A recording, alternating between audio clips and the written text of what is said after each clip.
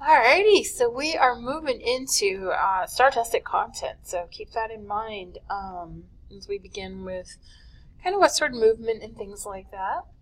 So this is a poster that's promoting settlement in the West. So again, you can see how busy it is.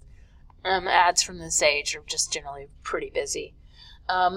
It's presented to people who are desiring land, economic opportunity, the ability to build a home. It is depicted as the land of plenty, so you've got vegetables and mountains and trees and livestock and space for housing and land. So these are going to be ads that are placed to encourage people to move westward. Okay, so after the Civil War, Great Britain's going to pay the United States $15.5 million in damages because they helped out the South. Steam-powered ships are going to encourage U.S. interest in the Caribbean and the Pacific. 1854, you get Commodore Matthew Perry, who's going to open the Japan to U.S. trade. Japan had not really traded with foreign countries at this point, so this is a big deal. And when we open it up to ourselves, it's going to kind of open up to France and Great Britain and things like that too. William Seward is the Secretary of State from 1861 to 1869. He is under Lincoln and then, of course, Johnson. He believes the U.S. should increase its participation in the world, including the Western Hemisphere, and this is going to include Hawaii and the Philippines. 1868, Burlingame Treaty gives American missionaries rights in China, which basically gives them the right to travel through China and try and convert people. They negotiate the purchase of Alaska from Russia, and skeptics are going to nickname Alaska Seward's icebox. So Alaska becomes a territory of ours in 1868. Won't become a state for like another 80 years. Okay. So this is the Japanese being open to the American ports, or the Japanese receiving goods from the Americans. But you can also see in the background, you've got the French and the British flags as well. So, or you open it one, you open it to all. All right. Republican supported tariffs are going to help build industries such as this textile, steel manufacturing, and sheep ranching. It is going to provide the large share of revenue for the U.S. Treasury. We have this huge debt from the Civil War. It's $2.8 billion. It is erased by tariffs in 2 decades, so they are able to pay that debt pretty quickly. It's going to cause a lot of debate in Congress, though. Republicans argue that they create jobs, they block low-wage foreign competition from U.S. products, and they safeguard Americans from the kind of industrial poverty that had arisen in Europe. Democrats, on the other hand, claim that they are overtaxing the consumers.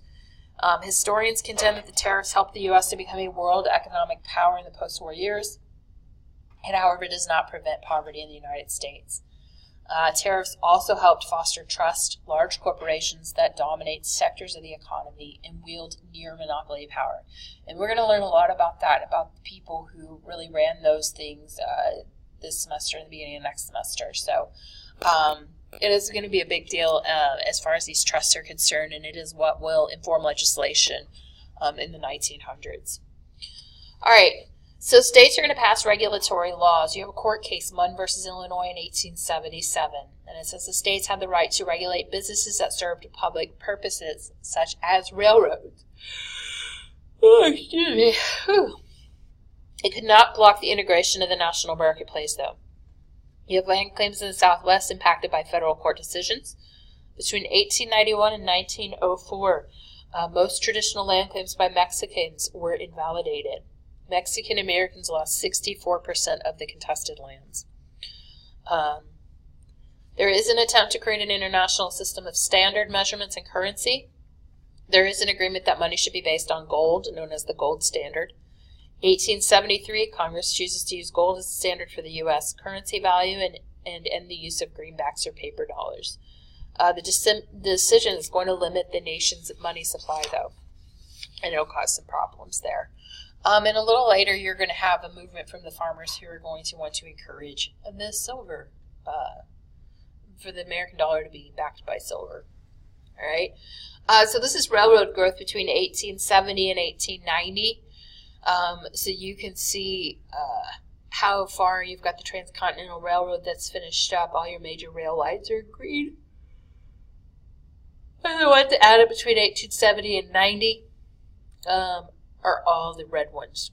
So you can see there's a lot of red lines that are added after that. This is the lines of the Santa Fe Railroad and the stops that are on them. You can see it does go into Mexico, all the way to Mexico City.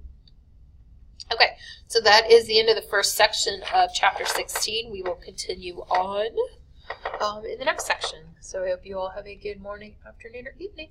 Bye.